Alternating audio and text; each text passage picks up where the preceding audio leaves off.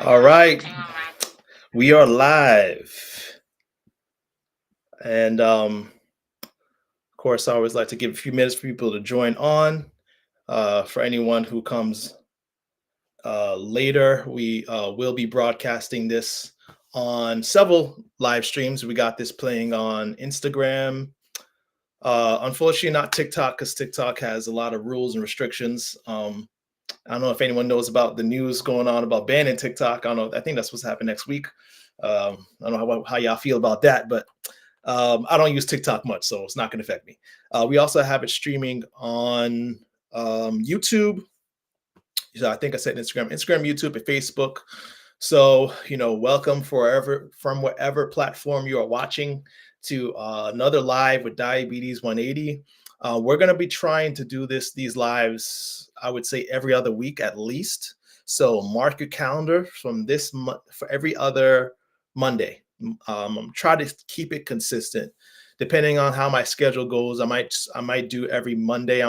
My goal is eventually to be doing these lives every week, where we talk about weight loss, we talk about diabetes, we talk about mental health, spiritual health. We talk about a lot of things because you can't isolate just one thing when you're talking about health and experiencing a 180 in diabetes. You're experiencing a 180 and a change in every area of your life. Anyway, as you guys are coming on, let me know in the chat where you are coming on from. I always like to know the spread of our viewers. We got viewers from all over the world, I'm sure, all over the United States. So let me know where you're viewing from. And also, if you don't mind, as you're coming in, anyone who's viewing, let me know if you're type 1 or type 2 diabetic. That helps a lot because the myths we're busting are going to address mainly type 2, but also type 1 diabetes is very much related, and even type 1.5 diabetes, the more rare, rarely diagnosed diabetes. All right, we got Duncan from Oklahoma. Awesome. And since this is streaming from different platforms, I still haven't figured out how to see where you are viewing from. And if I'm missing any comments, I apologize. I'll figure it out. I'm a little new to doing lives, but I know a lot of times I go back, I'm like, wow, there's all these comments I missed. So I apologize in advance if I miss your comments. Type 2 diabetes. Yes. Okay. Coach JJ in the house from Knoxville. That's right. Knoxville is a great place to be. I was in Chattanooga for like 10 years. Kentucky, type 2, Lori Bishop. Thank you. As we're waiting for more people to come in, I'll let you know where I'm from. So I'm actually from New York. I grew up mainly in Long Island until I was about 18. And when my parents figured out they couldn't afford New York, they got wise. But actually, at that point, I was on my way to college. And so, long story short, I've been all over, the East Coast mainly. And right now, our family is living in Portugal. I happen to be back in the States you love Long Island is a nice place to live. Very expensive, but it's a beautiful place for sure. So, if anyone's been following my journey, I've been trying to find a place where I could scale back as far as my workload to really focus on this business and live life on my pace. So we moved to Portugal. My family and I are used to doing crazy things. It was nice coming back though. It's been about 3 months since I've been stateside. Definitely don't miss the difference in groceries for sure. Before I left Portugal, we went to the grocery store in Portugal and spent 60 euros, and that was enough food. Bought enough food for our family of I would say maybe 2 to 3 weeks of groceries. So I come back to the States to buy groceries for myself. Of course, first thing you gotta do is buy your food, set yourself up. I'll be here for a while, but it's only me. So I thought, I'll just buy a few things. $120 later, I probably have enough food for a week, so maybe 2 weeks. So yeah, man, that's one thing that I could observe. There's a big difference between grocery costs here in the States and other places, man. But anyway, you guys are here hopefully to learn about myths on diabetes. And as you're joining in, if you haven't already, let us know where you're watching from, your name, because I can't see the names, and your type of diabetes. If you're type 1, type 2, pre-diabetes. And as we go along, this I don't expect to be a very long live, but just know that we're going to try to address the most common myth that needs to be busted. But if you have questions right during this live, or even on the playback, if you're watching it on the playback, because I do go back and look at the comments after this plays back on our multiple platforms. You have any questions, any curiosities, any myths, things that you know for sure you're not too sure about that you want busted about diabetes, let's bring it to light. And so I'll do my best to answer them. Okay. So first thing is that I would like to highlight in addressing these myths about diabetes is that they're all very much related to one common misconception. Okay, you'll understand that if you follow Diabetes 180, we're very faith based. So I believe strongly in the fact that healing can be found in nature. Okay, and I'm sure many of you guys agree who are watching this that we look outside, and many of the ailments, the sicknesses that we suffer from, we could find a remedy in natural healing, in natural remedies, natural things. So in that same breath, it just makes sense that the God that created nature who likes order, who likes things to be simple and easy as far as to access, that the answers for diabetes are simple and easy. Okay, it's not complicated at all. I promise you. If you want to find out what you need to do to really um, get a grasp on this disease, right? So someone says, I'm a full advocate of plant-based medicine. I believe God designed the earth to have everything we need. That's the point, man. That's what I love, that everything we need is right there, and it's easy. So you don't gotta have insurance, so you don't have to sell a kidney. You don't have to be on all these medications. Of course, I'm not saying we're against medications. They have their time and place, but understanding how to really work with the natural laws of health, you could find really to answer any question. So go ahead and let me know as I talk if you have any questions specifically. But the first myth we have to bust, I did have a little list here, but the first myth we have to bust is that many of you have heard that carbs are the enemy, right? When it comes to diabetes, gaining weight, carbs are the enemy. Carbs are the cause of diabetes, and in order to reverse diabetes, you got to limit your carbs, right?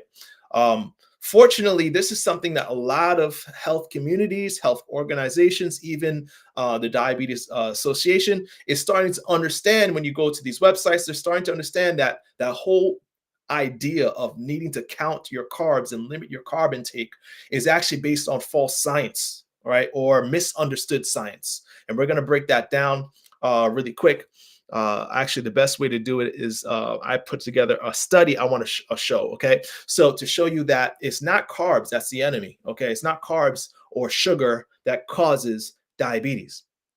And once you understand this, the true cause of diabetes, that is, you'll know the secret to reversing it. Okay, so let me go ahead and go to my presentation mode. Let's see. Just got to exit the full screen.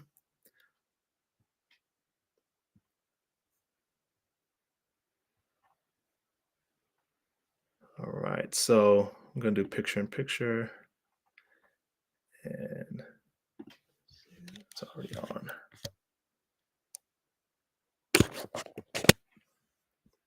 All right, just give me a moment, because so what I want to show here, actually, I'm not sure if it's picture's on. It's fine.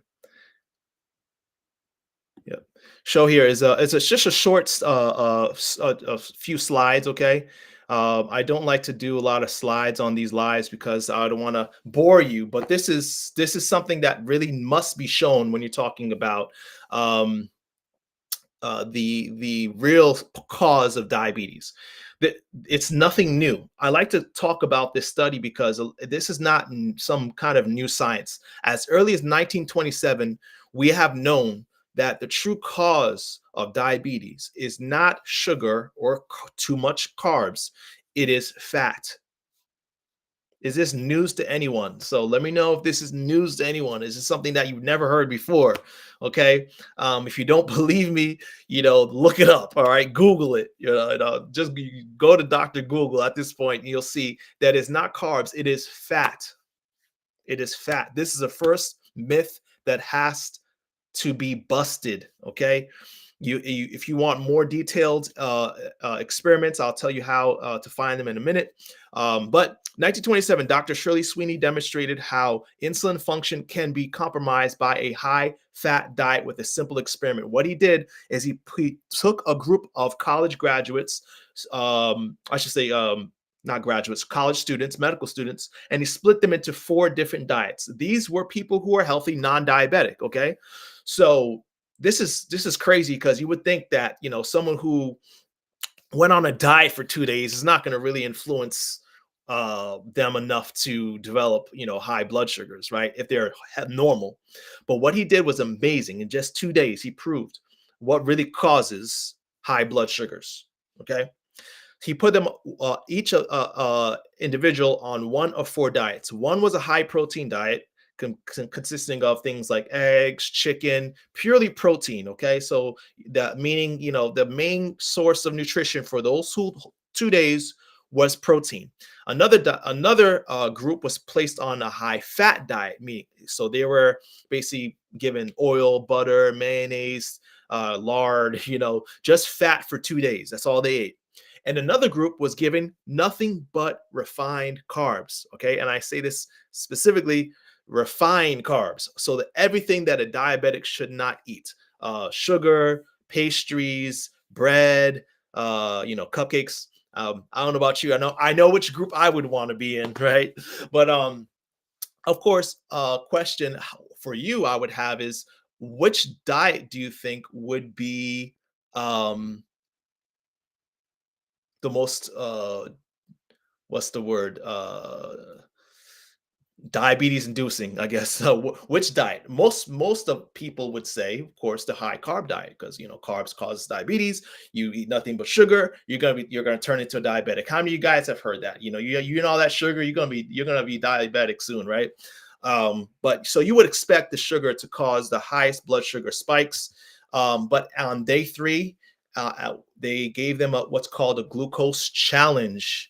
What the glucose challenge entails is basically drinking a sugary solution, glucose syrup, I guess you could call it, and then testing your blood sugar levels in intervals to see, who had the highest spikes.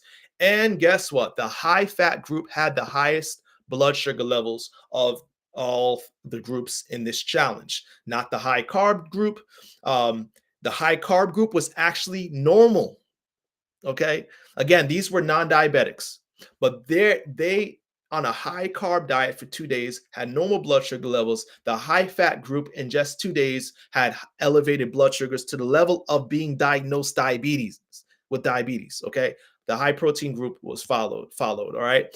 So I don't know if you guys have any questions on that. That's a new study to you, but it really shows to me, how this is not a new concept. As early as early as the late 1920s, 1927, we have known that there was a connection between high fat, and high blood sugars. Now, of course, that being said, it makes sense that a lot of people think that, well, it's a sugar that causes diabetes, or it's a sugar that's the problem, because whenever you eat sugar, right, you eat something sweet, you test your if you're a diabetic, that is, you prick your finger, you test your blood, and your blood sugar elevates, right? Some of you guys maybe have experiencing with limiting carbs, lowering carbs, you're counting carbs, and you test your blood sugar and it drops. So it makes sense in your, when you first observe on first observation that it's the sugar that's a problem. It's the carbs that's a problem, because when I eat carbs, my blood sugar goes up. When I eliminate carbs, blood sugars go down. But it's not that simple, because this is where another myth is busted. Elevated blood sugars, okay, are a symptom of diabetes, not the cause of diabetes. Okay, it's the symptom. Just like when you have a cold and you're coughing, and the mucus you produce is a symptom of a virus that is invaded your system, right? Compromising your immune system. Your blood sugars being high as a result of carb intake is a symptom of a deeper underlying problem. So by reversing this deeper underlying problem, guess what? You're on your way to reversing diabetes. So obviously, the next question is, what is that underlying problem? Well, if you follow the last study, you already know what it is: the amount of fat we have inside our bodies. Okay. The amount of fat stored within our bodies, our muscle and liver cells, causes, unfortunately, insulin, the key, that has often been described as a key that unlocks the doors to allow blood sugars to enter into cells, is being resisted. Right, your insulin is no longer working.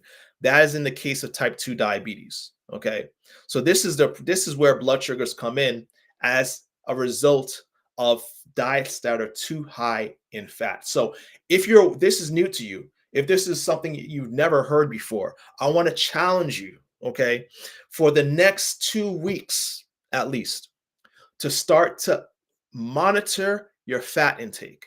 It's that simple. You can do it with several diet apps. Chronometer is one. We like Lose It, MyFitnessPal. Any calorie counter or nutrition app can do it. And I don't want you to pay attention to carbs. I want you to pay attention to fat only. Okay, and I want you to limit your fat intake to 15% of your daily total calories, or 30 grams a day, no more than 30 grams a day. A truly low fat diet. Okay, odds are right now, if you were to just check your fat intake on a normal, even a healthy diet, okay, what's considered healthy on our American standards, let me say, your fat intake is on average probably 30% or higher. Okay, that is because it's very easy to find fat in even healthy foods, some plant foods. But of course, if your diet consists of, and this is where I'm going to probably step on some toes, all right, if it consists of animal products or animal byproducts, then you're already going to be in a disadvantage when it comes to that low fat connection, because the foods, if you're going to talk about fat, the specific fat that becomes a problem in causing diabetes is saturated fat, and the foods that are rich sources of saturated fat are animal products: chicken, eggs, beef, meat. So oils, okay, also, so I challenge you. Okay, that's the challenge. So for the next 2 weeks, I want you to start logging your fat percentage and decreasing it, bringing it down to no more than 15% of daily total calories. All right. So now the next myth that we got to address then, well, what about all those people who are eating high fat, high protein diets? Okay.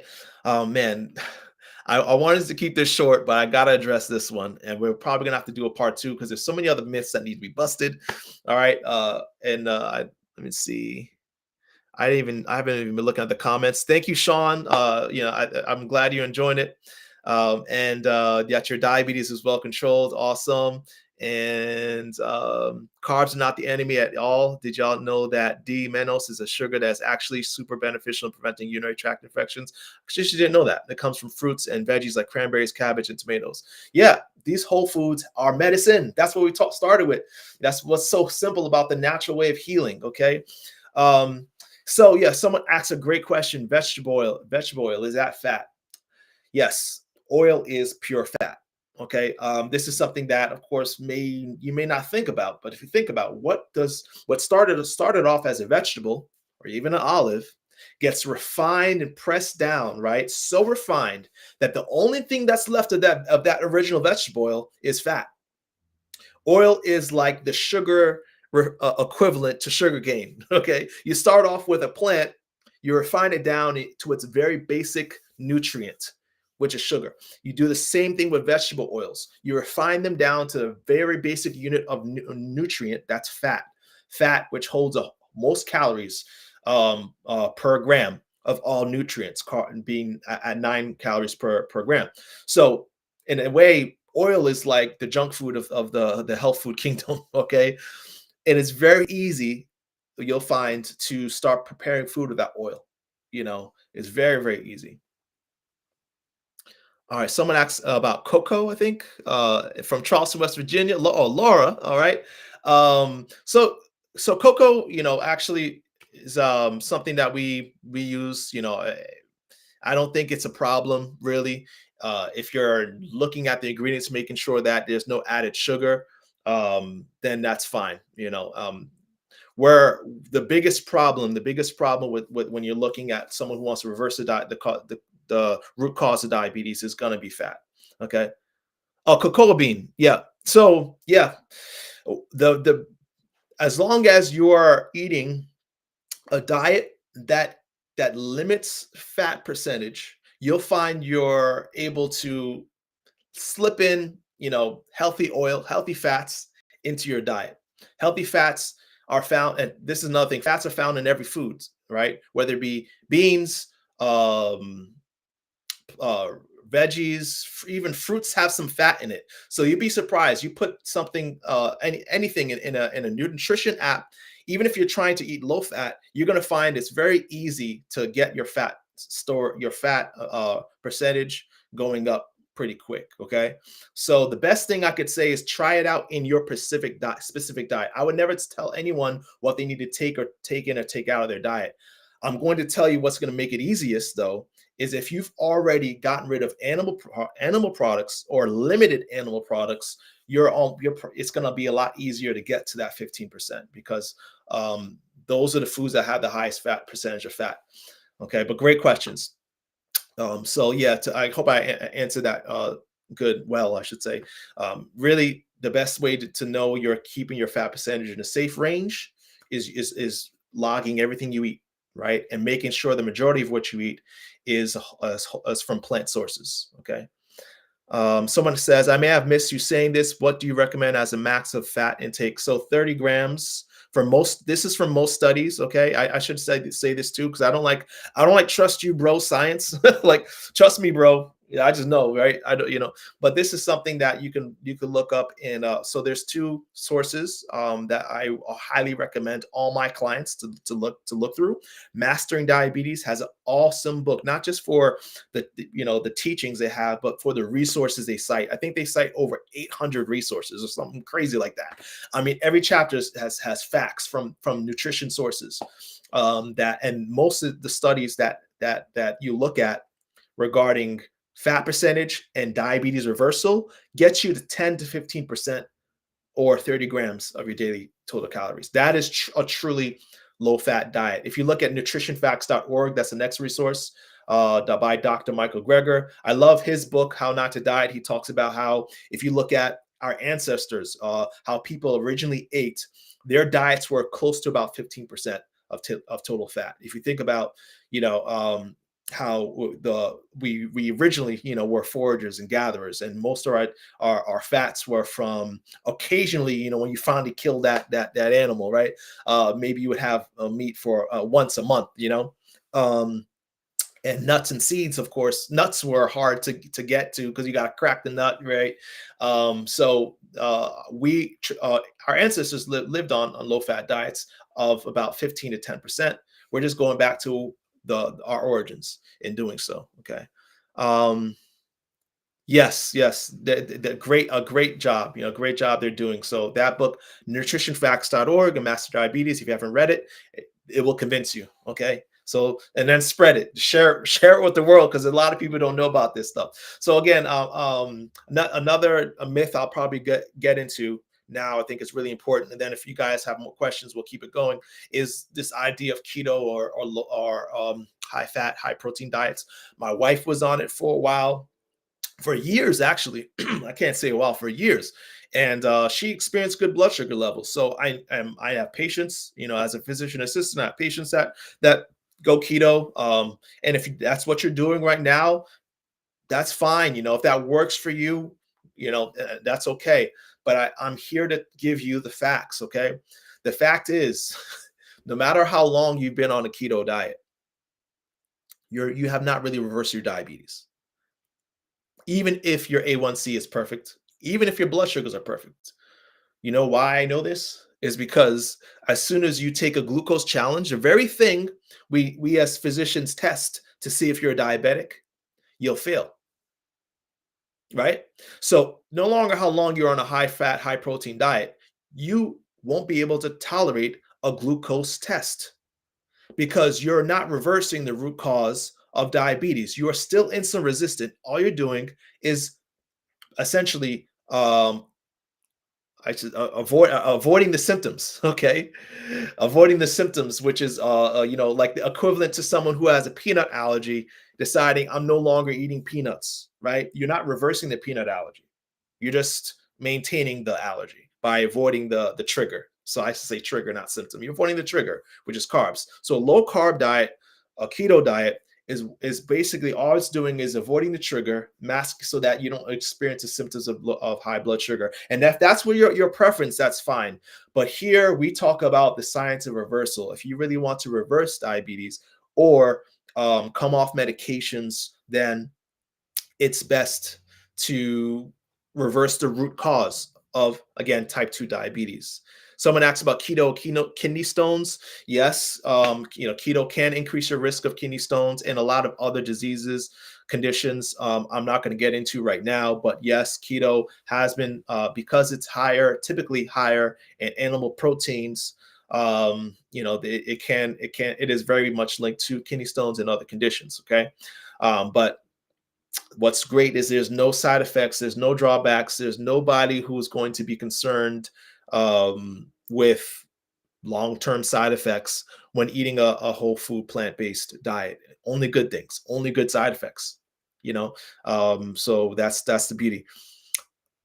So I hope I addressed that one myth, that keto or low-fat diets, low carb diets are the cure. It really isn't. It's okay if you want to manage it that way, but it's not curing your condition. Because, and obviously eat some fruits just take a break and just eat fruits for a day or something, and you'll see how high your blood sugars go up, right? And so on a low fat diet, you increase your carb tolerance. You could eat it's amazing how to see how many patients and clients are shocked to see how much carbs they can eat. Starchy vegetables. Okay, they could eat potatoes again, right? My wife can eat fruits for breakfast, just fruits. Okay, and for some people it just takes days. Some weeks. For my wife, it took about 6 weeks. Some of our clients just days. Someone said within a few months of stopping keto and turning to a plant-based diet, my fatty liver healed itself. It's amazing, right? It doesn't take long when you're doing it naturally. That's what I love about this God of nature and the natural things he's given us for our healing. Okay. Plant-based meats okay to eat. So I hope I'm saying your name right, 𝐜𝐥𝐻𝐲. That's a great question. Are plant-based meats okay?